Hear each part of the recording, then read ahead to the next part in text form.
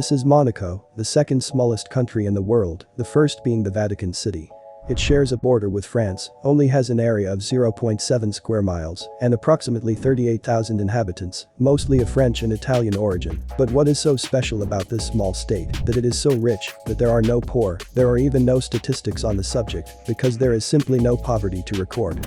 According to the World Bank, by 2018 Monaco's nominal GDP per capita was the highest in the world at $185,000. To get an idea, that of Norway, for example, was $75,000, and that of Australia was $54,000. Now the question is, where does so much wealth come from?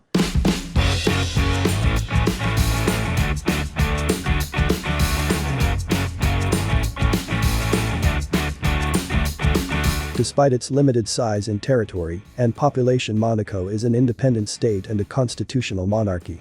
In the past it was a territory occupied by many peoples from different nations, until the Grimaldi family came to power, which has ruled almost without interruption for more than 700 years.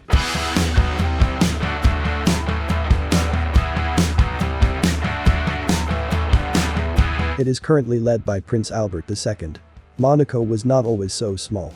Before 1847 it occupied an area of 9.26 square miles along with two other regions, but in 1848 the Principality of Monaco suffered the loss of these two important cities when they proclaimed themselves free cities. Because of this the country faced financial difficulties, because logically these two territories stopped paying taxes, and it was precisely to solve this financial problem that tourism was developed and the Monte Carlo casino was founded, which had in theory a guaranteed success, since gambling was illegal in France. Charles III was the ruler of the time, but it was his mother Princess Caroline who envisioned a casino as the best way to increase tourism and overcome financial problems.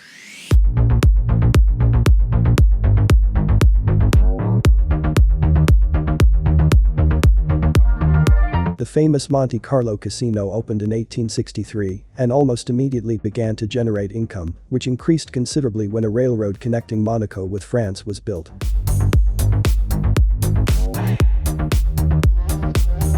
The casino had such a positive impact that it allowed the principality to eliminate all income taxes in 1869, and this was the factor that attracted the attention of the rich from all over the world. For a millionaire, Monaco is one of the best places in the world to live, at least for those who want to keep their wealth for as long as possible. As this mini country attracts more millionaires, it has been transformed around luxury and pleasure. Monaco not only owns the casino, between the government and the Grimaldi family they own many other properties such as the Opera House and the Hotel de Paris, both located in Monte Carlo, one of the municipalities of Monaco.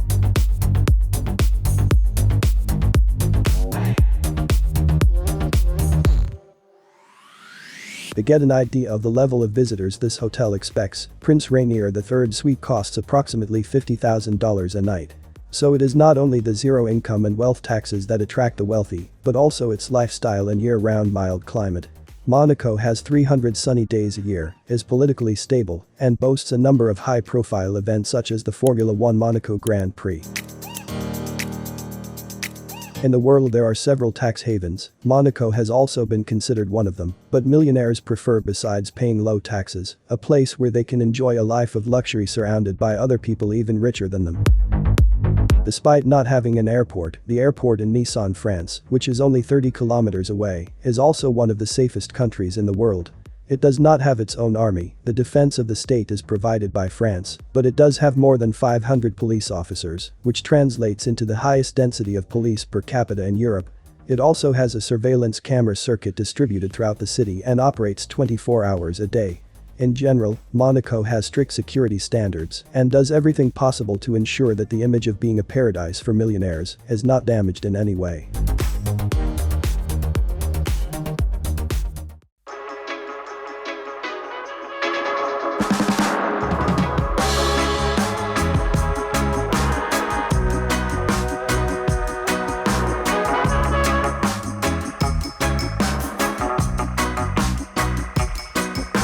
There are a few issues that do not fail to attract attention. The first is that Monaco had difficulties in the past to be an independent territory and is currently considered so, but France still has a great influence on the small state.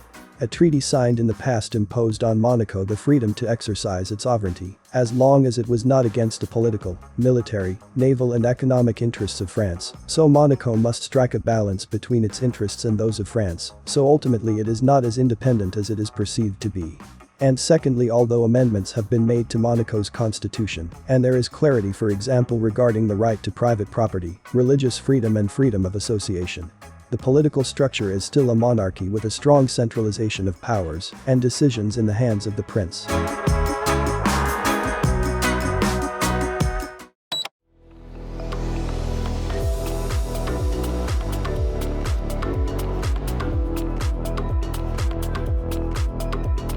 On the other hand, as expected in such a limited space, housing in Monaco is scarce, and combined with the high demand by billionaires, makes it very expensive. Monaco has the most expensive housing per square meter in the world, with the average price starting at approximately $64,000 per square meter, meaning that a property of only 50 square meters would cost more than $3 million. As not everyone can buy or rent a home in Monaco, many workers who receive relatively lower salaries live in neighboring French or Italian cities. This is why there is a kind of natural selection in the country, because only foreigners who are already rich come to the country.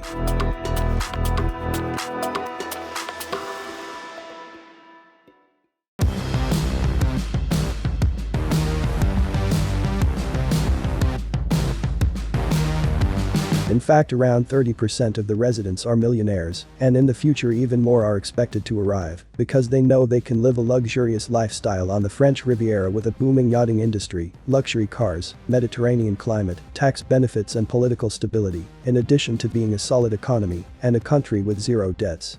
In conclusion, there is no better perspective for Monaco to sustain the image of being a paradise for millionaires. Based on the ranking of nominal GDP per capita according to the World Bank, the top 10 are mostly small countries with a high standard of living. What influence does population size have on the development of a country? Can Monaco find a way to increase the supply of housing for future residents?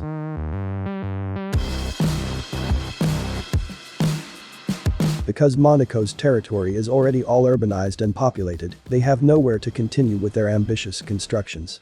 For this reason, it is expanding its territory towards the Mediterranean Sea. Portier Cove is the real estate company in charge of this millionaire project near the Monte Carlo casino, with an investment of $2.3 billion. The 60,000-meter extension will have space for about 1,000 inhabitants and is expected to be completed by 2025. Monaco has the most expensive mansions in the world. One of the most direct calculations used internationally to compare the price of homes is the real estate value of a square meter. So, when faced with the question, how many square meters of prime property can you buy in the world with $1 million, the answer was as follows. In Monaco you can buy 17 square meters. This is followed by Hong Kong 20, New York 26, London 30, Geneva 42, Singapore 43, according to Knight Frank's calculations. The resale price of properties set a record in 2016, as well as the total value of transactions. In Monaco, apartments have been sold for more than $300 million and mansions for close to $1 billion. Leave your opinion in the comments, and thank you for watching the video.